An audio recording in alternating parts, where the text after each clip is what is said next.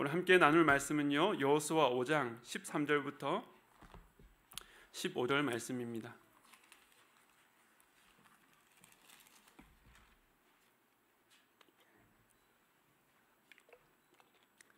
우리 한 목소리로 같이 읽도록 하겠습니다.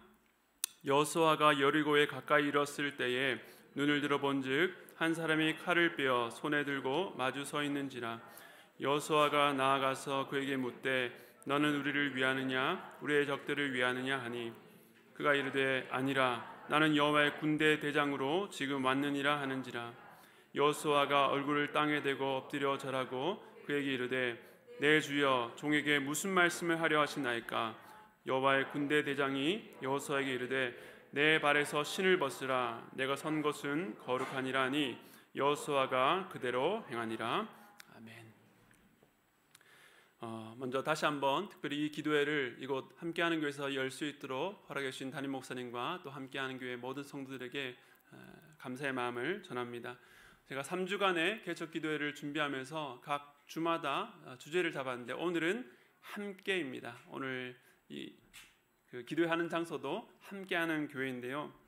이 함께하는 말은 참 따뜻하고 든든한 말입니다. 누군가가 어떤 사람에게 내가 함께할게, 함께하자라고 손 내밀 때에 그것이 얼마나 든든하고 또 따뜻합니까? 힘이 됩니까? 그런데 그만큼 따뜻하고 힘이 되는 만큼 한편으로는 오해하기 쉽고 또 기대로 시작했다가 실망으로 끝나는 경우도 참 많은 것 같습니다. 우리 주변에서 사람들과의 관계를 보면 함께하겠다라고 하는 약속이 깨어지고 헤어지고 또 이별하는 모습들, 또 그 이후에 받은 상처들을 보게 됩니다. 그런데 이것은 하나님과 우리와의 관계에서도 드러나는 것 같습니다. 우리가 힘들고 외롭고 혼자 감당하기가 어려워서 하나님께 우리와 함께하기를 원하고 그렇게 도우심을 구하며 기도하게 됩니다. 매우 절박하고 순수하지만 우리가 한 발짝 더 나아가서 그 깊이를 들여다보면 그 간구에도 매우 자기중심적인 그런 모습이 있다는 것을 알게 됩니다.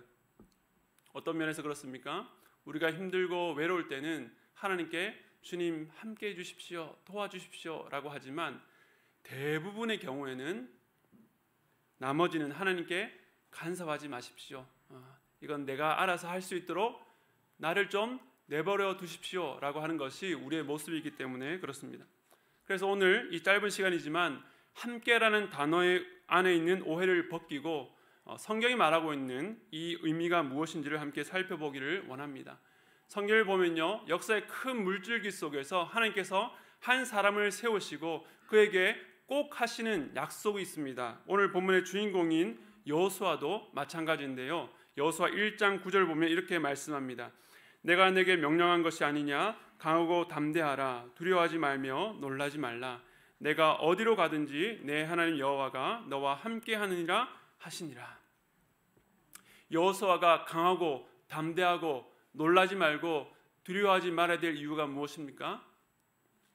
하나님께서 그가 어디로 가든지 함께 하신다라고 약속하셨기 때문입니다. 모세가 죽고 가나안 땅 정복을 앞둔 여호수아에게 하나님께서는 그에게 무엇이 가장 필요한지를 잘 아셨습니다. 그에게 필요한 것은 군사도 돈도 어떤 경험도 아니라 바로 하나님의 함께하심이라는 약속이었다라고 하는 것입니다. 여호수아 5장 12절을 보면요, 유월절을 지키며 그 땅의 소산물을 먹은 다음 날 만나가 그쳤다라고 말씀하고 있습니다. 광야 40년 동안에 백성을 먹였던 그 만나가 그치고 그 가나안 땅에 소출을 먹었다는 것이 어떤 의미겠습니까? 지난 40년의 광야 생활이 끝나고 이제 정복전쟁이라는 국면의 전환이 있었다라고 하는 것입니다. 그것이 바로 오늘 본문인데요, 하나님께서는 이 중요한 국면에 전환할 때에 독특한 사건 하나를 보여주십니다. 여호수아가 첫 번째로 정복할 성 여리고에 가까이 이르렀을 때에 한 사람이 칼을 빼들고 손에 들고 서 있는 것을 봅니다. 여호수아가 그에게 묻습니다. 여호수아 5장 13절 하반절인데요, 너는 우리를 위하느냐 우리의 적들을 위하느냐 하니. 쉽게 말하면 누구 편인가 라고 묻고 있는 것입니다. 이 전쟁을 앞두고 있기 때문에 이 피하 식별이 중요하지 않습니까? 그래서 여호수아가 그 장군의 모습을 하고 있는 사람에게 그렇게 물었습니다. 그때 그가 이렇게 말합니다. 다음 14절 상반절에 보면 그가 이르되 아니라 나는 여호와의 군대 대장으로 지금 왔느니라. 누구의 편으로 와 있는 것이 아니라 여호와의 군대 대장으로 와 있다라고 말씀하고 있습니다. 이 말을 듣던 여호수아는 그 앞에 얼굴을 땅에 대고 엎드렸습니다. 그때 군대 대장이 이렇게 말했습니다. 여호수아 5장 15절인데요. 우리 한 목소리로 같이 읽겠습니다. 시작. 여호와의 군대 대장이 여호수아에게 이르되 내 발에서 신을 벗으라. 내가 선 곳은 거룩하니라 하니 여호수아가 그대로 행하니라. 아멘. 여러분, 이 말씀을 읽으실 때에 떠오르는 장면 하나 없습니까? 네, 출애굽기 3장의 말씀이 떠오르시죠. 모세가 가시나무 떨기에서 하나님을 배웠을 때에 하나님께서 똑같이 말씀하셨습니다. 내 발에서 신을 벗으라. 내가 선 곳은 거룩하니라 라고 말씀하셨습니다. 그 이후에 모세가 계속해서 거절하면서 나는 결코 할 수 없습니다 라고 말할 때에 하나님께서 뭐라고 말씀하셨습니까? 내가 너와 함께 하겠다 라고 약속하셨습니다.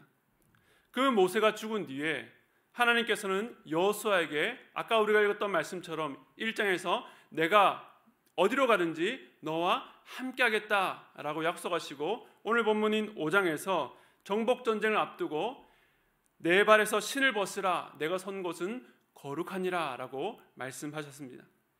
이 두 사건이 최소한 40년 이상 떨어져 있고 그 대상이 모세에게서 여호수아로 바뀌었지만 이 모든 것이 하나의 사건으로 묶여있는 것처럼 보입니다.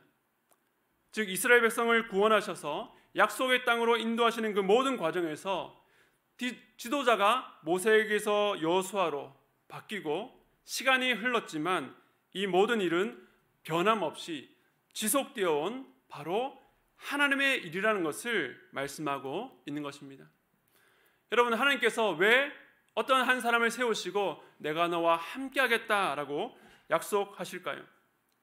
이 함께 하심의 약속은 모세를 통해서 출애굽과 광야의 여정, 그리고 여호수아를 통해서 가나안을 정복하는 모든 과정 속에서 여전히 계속 이어지고 있는 것입니다. 하나님의 함께 하심은 변함이 없습니다. 아무리 시대가 바뀌고 시간이 아무리 지속되어도 그 약속은 영원하십니다. 왜냐하면 모든 구원의 설계자요, 주관자요, 실행자가 하나님 여호와이시기 때문에 그렇습니다. 그러므로 하나님께서 사람을 불러내어서 내가 너와 함께 하겠다라고 말씀하시는 것은 어떠한 신호인 것입니다. 그 일은 너의 일이 아니라 바로 너를 통해서 이루시는 나의 일이다 라고 하는 하나님의 신호라고 하는 것입니다.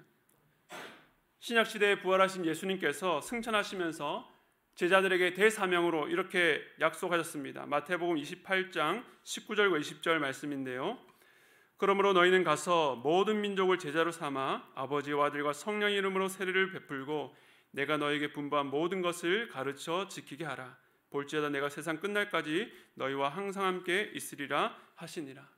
마찬가지입니다. 예수님께서 제자들에게 제자 삼고 세례를 베풀고 가르쳐 지키게 하라라고 말씀하시면서 마지막에 너희와 항상 함께하겠다라고 약속하신 것은 복음을 전하고 교회를 세우는 이 일이 제자들의 일이 아니라 바로 주님의 일이라는 신호인 것입니다.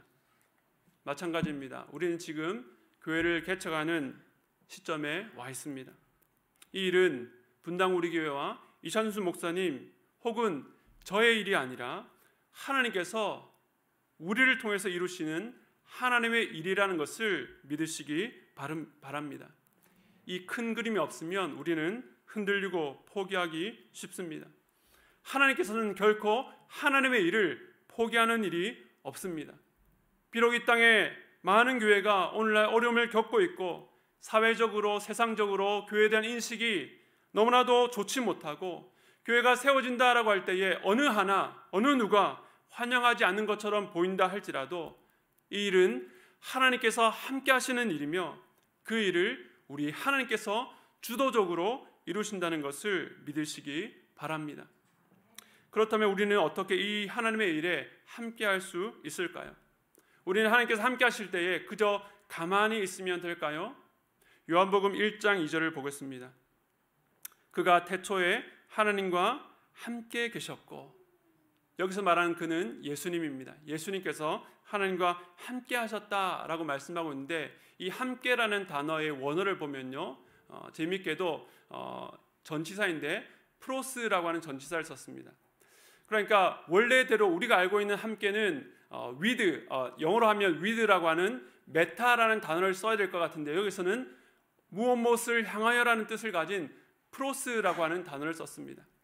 그러니까 정적으로 어떤 위치적으로 함께 있다 이런 의미가 아니라 동적으로 방향을 향해서 마음과 뜻을 다해서 함께하는 것을 의미하는 것입니다. 우리 주님께서 하나님과 함께 하실 때에 정적으로 함께 하신 것이 아니라 그 사랑과 그 놀라운 뜻 가운데에 하나 되기 위해서 서로를 향해서 달려나가는 그런 모습을 상상하시면 되겠습니다. 하나님께서 교회를 세우는 일에 우리와 함께 하시겠다는 말씀에서 우리는 어떻게 해야 될까요?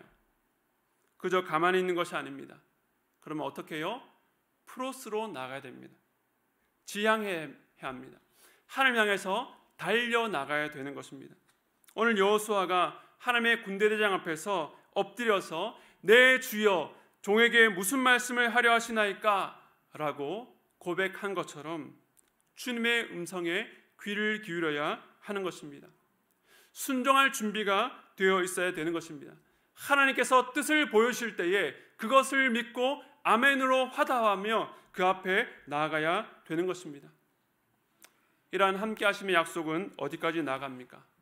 궁극적으로 하나님께서 예수님을 구원자로 우리에게 보내주심으로 내가 너희와 함께 하겠다는 것을 확증해 주셨습니다.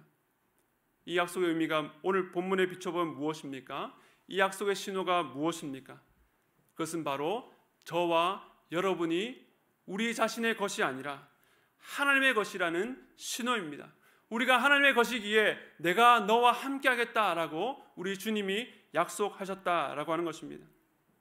하나님께서 우리의 일에 또 우리의 가정에 함께 하겠다라고 하는 것은 단순히 조력자로 좀 도와줄게 라는 의미가 아닙니다. 하나님께서 그 일의 주인이 되신다는 신호이며 사인이라는 것을 기억하시기 바랍니다. 그러므로 우리가 앞으로 세울 교회는 우리의 것이 아니라 주님의 것이요, 그 교회를 세울 우리들도 우리의 것이 아니라 주님의 것임을 믿으시기 바랍니다. 하나님이 주인 되시는 일에 오늘 여호수아가 엎드려 주여 종에게 무슨 말씀을 하시려 하나이까라고 물었던 것처럼 모든 영역에서 교회를 세우고 자녀를 돌보고 직장생활하는 모든 영역에서 이런 프로스의 자세로 주님의 음성을 듣고 주님의 음성에 순종하는 그러한 자세로 나아가는 동행하는 저와 여러분 되시기를 축복합니다. 제가 오늘 함께하는 교회 와서 지난 10년 동안에 제가 이 교회에서 받았던 그 사랑들을 다시금 떠올리게 됩니다. 지나간 그 모든 순간들을 보니까 그 모든 것들이 바로 하나님께서 저와 함께 하셨다라는 그런 신호였더라고요. 나의 그 사역이 내 사역이 아니라 하나님의 사역이었던 것들을 보여주는 신호였더라고요. 우리가 앞으로 세워질 교회도 그런 하나님의 신호를 많이 보게 될 것입니다. 하나님께서 우리와 함께 하시겠다라고 약속하십니다. 이 가슴 뛰는 일에 동참하시고 그 앞에 순종하는 저와 여러분 되시기를 축복합니다. 이 시간에 말씀을 기억하시면서 함께 기도하길 원합니다.